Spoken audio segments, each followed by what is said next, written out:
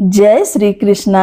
आप सबका अपने चैनल पुण्य धर्म में स्वागत है। इस पावन और मंगलमय कथा में आज का यह दिन समर्पित है देव गुरु बृहस्पति देव को, जिन्हें ज्ञान, धर्म और समृद्धि का प्रतीक माना जाता है। गुरुवार का व्रत केवल एक धार्मिक परंपरा नहीं, बल्कि यह जीवन को सही दिशा देने वाला एक दिव्य साधन भी है। शास्त्रों में कहा गया है कि जब मनुष्य सच्चे मन, श्रद्धा और विश्वास के साथ गुरुवार का व्रत करता है तो उसके जीवन से दरिद्रता, कष्ट और बाधाएं दूर हो जाती है। देव गुरु बृहस्पति की कृपा से व्यक्ति को ज्ञान, बुद्धि और सुख समृद्धि की प्राप्ति होती है। यह व्रत विशेष रूप से उन लोगों के लिए अत्यंत फलदायी माना गया है जो अपने जीवन में स्थिरता, विवाह सुख और आर्थिक उन्नति की कामना करते हैं। आज हम जिस गुरुवार व्रत कथा को सुनने जा रहे हैं वह केवल एक कहानी नहीं, बल्कि एक प्रेरणा है, एक ऐसा मार्गदर्शन जो हमें सिखाता है कि सच्ची श्रद्धा और ईश्वर में अटूट विश्वास से असंभव भी संभव हो जाता है। भगवान बृहस्पति देव का ध्यान करते हुए आप सब इस कथा का श्रवण करें। कथा के अनुसार प्राचीन काल की बात है। किसी राज्य में एक बड़ा प्रतापी और दानी राजा राज करता था। वह हर गुरुवार को व्रत रखकर दीन दुखियों की मदद करके पुण्य प्राप्त करता था, परंतु ये बात उसकी रानी को अच्छी नहीं लगती थी। वह न तो व्रत करती थी और न ही दान पुण्य में विश्वास रखती थी। इतना ही नहीं, वह राजा को भी ऐसा करने से मना करती थी। एक समय की बात है, राजा शिकार खेलने के लिए वन गए। घर पर रानी और दासी थी। उसी समय गुरु बृहस्पति देव साधु का रूप धारण कर राजा के दरवाजे पर भिक्षा मांगने आए। साधु ने जब रानी से भिक्षा मांगी तो वह कहने लगी, हे साधु महाराज, मैं इस दान पुण्य से तंग आ गई हूँ। आप कोई ऐसा उपाय बताएं जिससे कि सारा धन नष्ट हो जाए और मैं आराम से रह सकूं। इतना सुनकर बृहस्पति देव ने कहा, हे देवी, तुम बड़ी विचित्र हो। संतान और धन से कोई दुखी होता है क्या? अगर अधिक धन है तो इसे शुभ कार्यों में लगाओ। कुंवारी कन्याओं का विवाह कराओ, विद्यालय और बाग बगीचे का निर्माण कराओ, जिससे तुम्हारे दोनों लोग सुधरें। परंतु साधु की इन बातों से रानी को खुशी नहीं हुई। उसने कहा कि मुझे ऐसे धन की आवश्यकता नहीं है जिसे मैं दान दूं और जिसे संभालने में मेरा सारा समय नष्ट हो जाए। तब साधु ने कहा, अगर तुम्हारी ऐसी इच्छा है तो मैं जैसा तुम्हें बताता हूँ तुम वैसा ही करना। गुरुवार के दिन तुम घर को गोबर से लीपना, अपने बालों को पीली मिट्टी से धोना, राजा से हजामत बनाने को कहना, भोजन में मांस मदिरा का प्रयोग करना, कपड़े धोबी के हाथ धुलने देना। इस प्रकार 7 बृहस्पतिवार करने से तुम्हारा समस्त धन नष्ट हो जाएगा। इतना कहकर साधु के रूप में बृहस्पति देव अंतर्ध्यान हो गए। साधु के अनुसार कई बातों को पूरा करते हुए रानी को केवल 3 बृहस्पतिवार ही बीते थे कि उसकी समस्त धन संपत्ति नष्ट हो गई। भोजन के लिए राजा का परिवार तरसने लगा। एक दिन राजा ने रानी से बोला कि हे रानी, तुम यहीं रहो, मैं दूसरे देश को जाता हूँ, क्योंकि यहाँ पर सभी लोग मुझे जानते हैं, इसलिए मैं छोटा कार्य नहीं कर सकता। ऐसा कहकर राजा दूसरे देश चला गया। वहाँ वह जंगल से लकड़ी काट कर लाता और शहर में बेचता। इस तरह वह अपना जीवन व्यतीत करने लगा। इधर राजा के परदेश जाते ही रानी और दासी दुखी रहने लगी। एक बार रानी और दासी को 7 दिन तक बिना भोजन के रहना पड़ा। तो रानी ने अपनी दासी से कहा, हे दासी, पास ही के नगर में मेरी बहन रहती है। वह बड़ी धनवान है, तू उसके पास जा और कुछ ले आ ताकि थोड़ी बहुत गुजर बसर हो जाए। दासी रानी की बहन के पास गई। उस दिन गुरुवार था और रानी की बहन उस समय बृहस्पतिवार व्रत की कथा सुन रही थी। दासी ने रानी की बहन को अपनी रानी का संदेश दिया, लेकिन रानी की बड़ी बहन ने कोई उत्तर नहीं दिया। जब दासी को रानी की बहन से कोई उत्तर नहीं मिला तो वह बहुत दुखी हुई और उसे क्रोध भी आया। दासी ने वापस आकर रानी को सारी बात बता दी। ये सुनकर रानी ने अपने भाग्य को कोसा। उधर रानी की बहन ने सोचा कि मेरी बहन की दासी आई थी, परंतु मैं उससे नहीं बोली, इससे वह बहुत दुखी हुई होगी। कथा सुनकर और पूजा समाप्त करके वह अपनी बहन के घर आई और कहने लगी, हे बहन, मैं बृहस्पतिवार का व्रत कर रही थी। तुम्हारी दासी मेरे घर आई थी, परंतु जब तक कथा होती है तब तक न उठते हैं और ना ही बोलते हैं, इसलिए मैं नहीं बोली। बताओ दासी क्यों आई थी? रानी बोली, बहन तुमसे क्या छिपाऊं, हमारे घर में खाने तक को अनाज नहीं है। ऐसा कहते कहते रानी की आंखें भर आई। उसने दासी समेत पिछले 7 दिनों से भूखे रहने की पूरी बात अपनी बहन को बता दी। रानी की बहन बोली, देखो बहन, भगवान बृहस्पति देव सबकी मनोकामनाओं को पूर्ण करते हैं। देखो शायद तुम्हारे घर में अनाज रखा हो।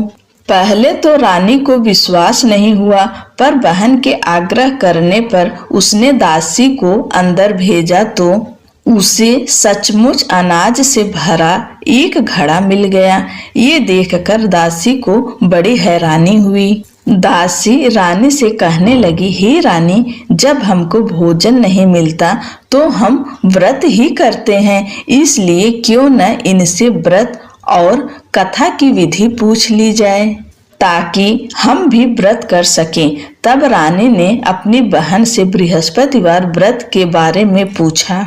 उसकी बहन ने बताया, बृहस्पतिवार के व्रत में चने की दाल और मुनक्का केले की जड़ में अर्पित करें तथा दीपक जलाएं, व्रत कथा सुने और पीला भोजन ही करें। इससे बृहस्पति देव और भगवान विष्णु प्रसन्न होते हैं। व्रत और पूजा की विधि बताकर रानी की बहन अपने घर लौट गई। 7 दिन बाद जब गुरुवार आया तो रानी और दासी ने व्रत रखा। वह घुड़साल में जाकर चना और गुड़ लेकर आई। फिर उससे केले की जड़ तथा विष्णु भगवान की पूजा की। अब पीला भोजन की चिंता को लेकर दोनों बहुत दुखी हुई। चूंकि उन्होंने व्रत रखा था, इसलिए बृहस्पति देव उनसे प्रसन्न थे। वह एक साधारण व्यक्ति का रूप धारण कर 2 थालों में पीला भोजन दासी को दे गए। भोजन को पाकर दासी प्रसन्न हुई और फिर रानी के साथ मिलकर भोजन ग्रहण किया। उसके बाद वे सभी गुरुवार को व्रत और पूजन करने लगी। बृहस्पति भगवान की कृपा से उनके पास फिर से धन संपत्ति आ गई, परंतु रानी फिर से पहले की तरह आलस्य करने लगी। तब दासी बोली, देखो रानी, तुम पहले भी इस प्रकार आलस्य करती थी। तुम्हें धन रखने में कष्ट होता था, इस कारण सभी धन नष्ट हो गया और अब जब भगवान बृहस्पति की कृपा से धन मिला है तो तुम्हें फिर से आलस्य होता है। रानी को समझाते हुए दासी कहती है कि बड़ी मुसीबतों के बाद हमने यह धन पाया है, इसलिए हमें दान पुण्य करना चाहिए, भूखे मनुष्यों को भोजन कराना चाहिए और धन को शुभ कार्यों में खर्च करना चाहिए, जिससे तुम्हारे कुल का यश बढ़ेगा, स्वर्ग की प्राप्ति होगी और पितृ प्रसन्न होंगे। दासी की बात मानकर रानी अपना धन शुभ कार्यों में खर्च करने लगी, जिससे पूरे नगर में उसका यश फैलने लगा। उधर एक दिन राजा दुखी होकर जंगल में एक पेड़ के नीचे आसन जमाकर बैठ गया। वह अपनी दशा को याद करके व्याकुल होने लगा। बृहस्पतिवार का दिन था। एकाएक उसने देखा कि निर्जन वन में एक साधु प्रकट हुए। वह साधु वेश में स्वयं बृहस्पति देवता थे। लकड़हारे के सामने आकर बोले, हे लकड़हारे, इस सुनसान जंगल में तू इतना चिंता मग्न क्यों बैठा है? लकड़हारे ने दोनों हाथ जोड़कर प्रणाम किया और उत्तर दिया, हे महात्मा जी, आप सब कुछ जानते हो, मैं क्या कहूँ? यह कहकर रोने लगा और साधु को अपनी आत्मकथा सुनाई। महात्मा जी ने कहा, तुम्हारी स्त्री ने बृहस्पति के दिन बृहस्पति भगवान का निरादर किया है, जिसके कारण रुष्ट होकर उन्होंने तुम्हारी यह दशा कर दी है। अब तुम चिंता को दूर करके मेरे कहने पर चलो तो तुम्हारे सब कष्ट दूर हो जाएंगे और भगवान पहले से भी अधिक संपत्ति देंगे। तुम बृहस्पति के दिन कथा किया करो।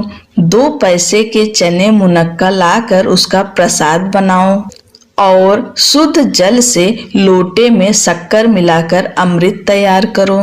कथा के पश्चात अपने सारे परिवार और सुनने वाले प्रेमियों में अमृत व प्रसाद बांटकर आप भी ग्रहण करो। ऐसा करने से भगवान तुम्हारी सब मनोकामनाएं पूरी करेंगे।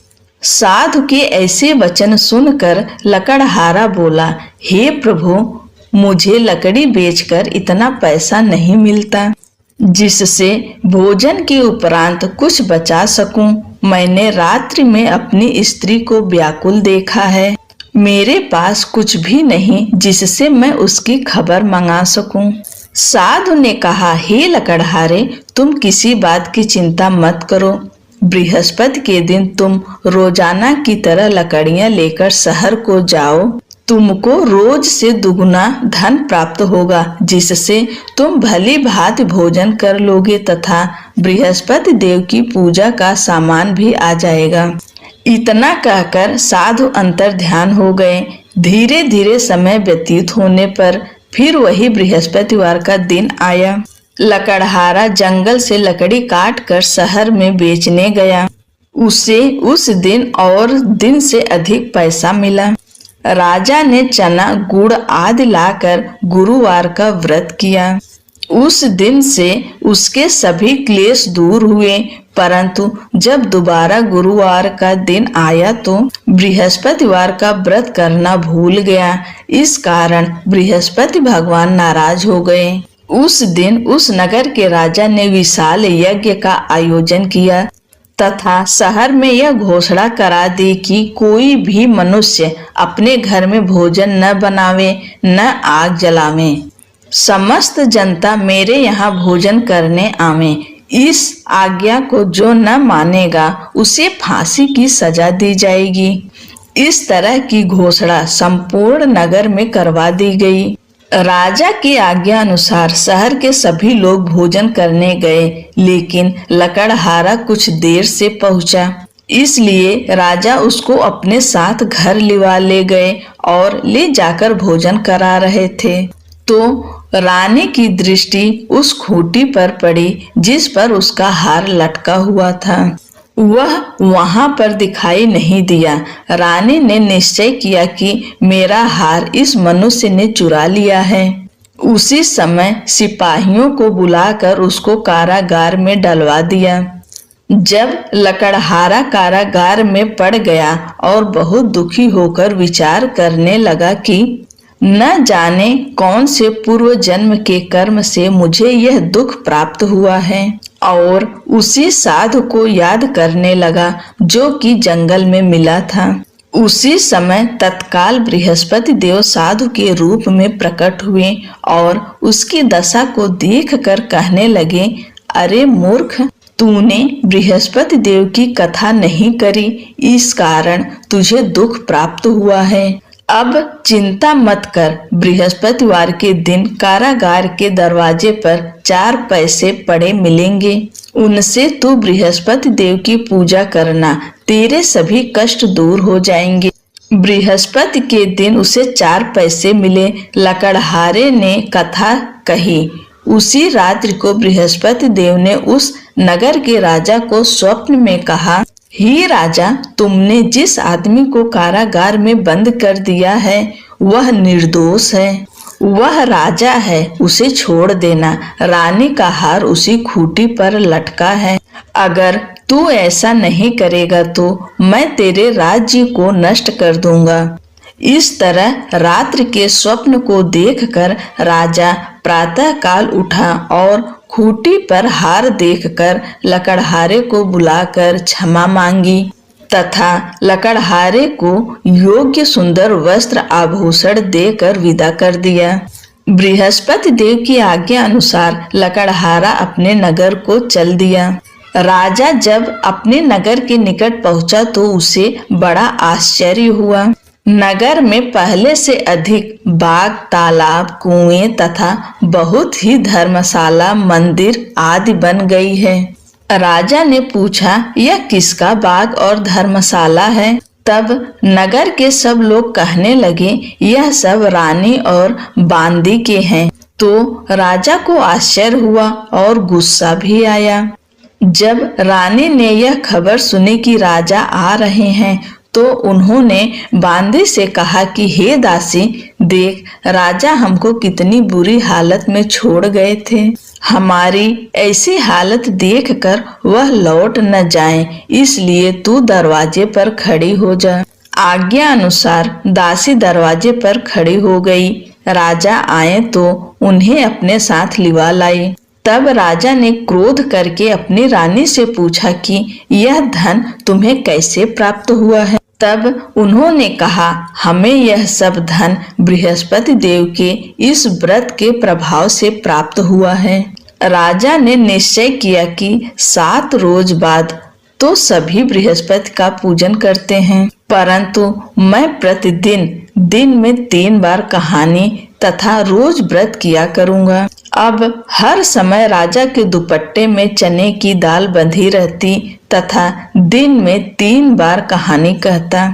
एक रोज राजा ने विचार किया कि चलो अपनी बहन के यहाँ हो आए। इस तरह निश्चय कर राजा घोड़े पर सवार हो अपनी बहन के यहाँ को चलने लगा।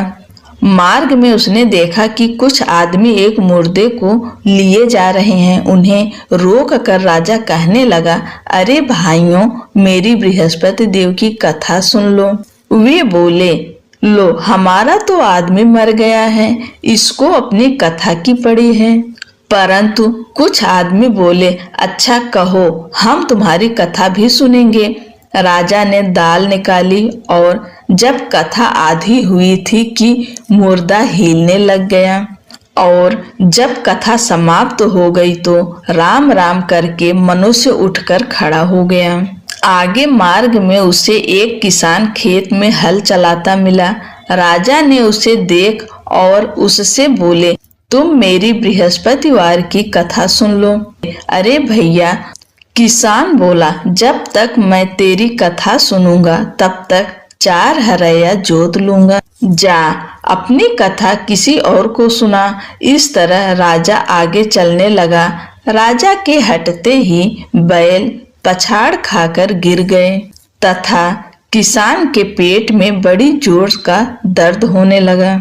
उसी समय उसकी माँ रोटी लेकर आई। उसने जब यह देखा तो अपने पुत्र से सब हाल पूछा और बेटे ने सभी हाल कह दिया तो बुढ़िया दौड़ी दौड़ी उस घुड़सवार के पास गई और उससे बोली कि मैं तेरी कथा सुनूंगी, तू अपनी कथा मेरे खेत में चलकर ही कहना।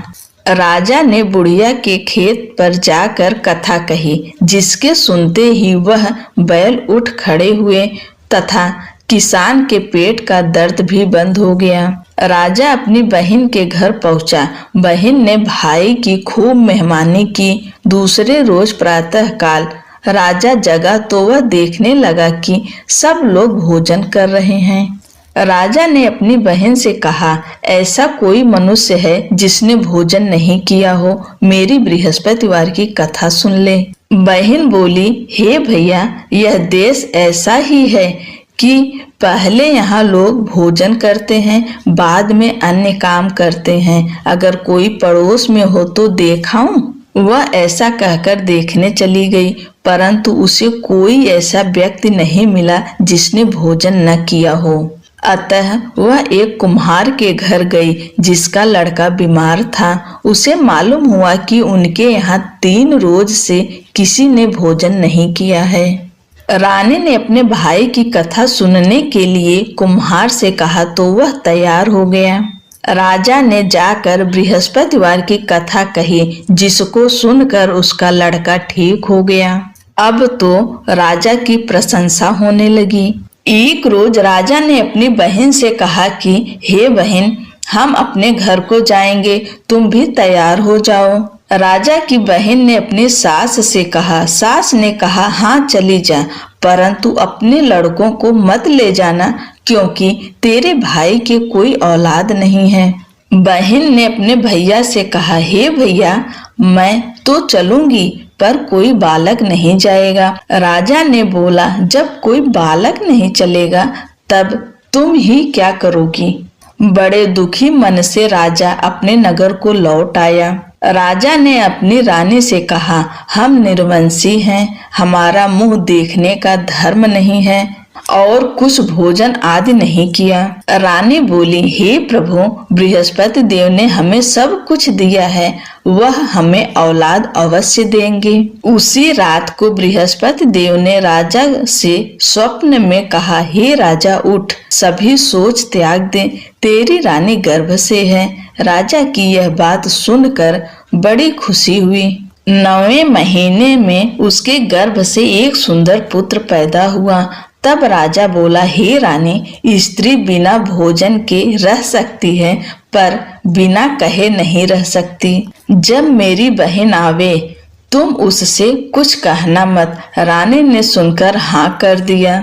जब राजा की बहन ने यह शुभ समाचार सुना तो वह बड़ी खुश हुई तथा बधाई लेकर अपने भाई के यहाँ आई। तब रानी ने कहा, घोड़ा चढ़कर तो नहीं आई, गधा चढ़ी आई। राजा की बहन बोली, भाभी, मैं इस प्रकार न कहती तो तुम्हें औलाद कैसे मिलती। बृहस्पति देव ऐसे ही हैं, जैसी जिसके मन में कामनाएं हैं सभी को पूर्ण करते हैं। जो सद्भावना पूर्वक बृहस्पतिवार का व्रत करता है एवं कथा पढ़ता या सुनता है, दूसरों को सुनाता है, बृहस्पति देव उसकी सभी मनोकामनाएं पूर्ण करते हैं। भगवान बृहस्पति देव उसकी सदैव रक्षा करते हैं। संसार में जो मनुष्य सद्भावना से भगवान जी का पूजन व्रत सच्चे हृदय से करते हैं तो उनकी सभी मनोकामनाएं पूर्ण करते हैं। जैसी सच्ची भावना से रानी और राजा ने उनकी कथा का गुणगान किया तो उनकी सभी इच्छाएं बृहस्पति देव जी ने पूर्ण की थी। इसलिए पूर्ण कथा सुनने के बाद प्रसाद लेकर जाना चाहिए। हृदय से उसका मनन करते हुए जयकारा बोलना चाहिए। बोलो बृहस्पति देव भगवान की जय।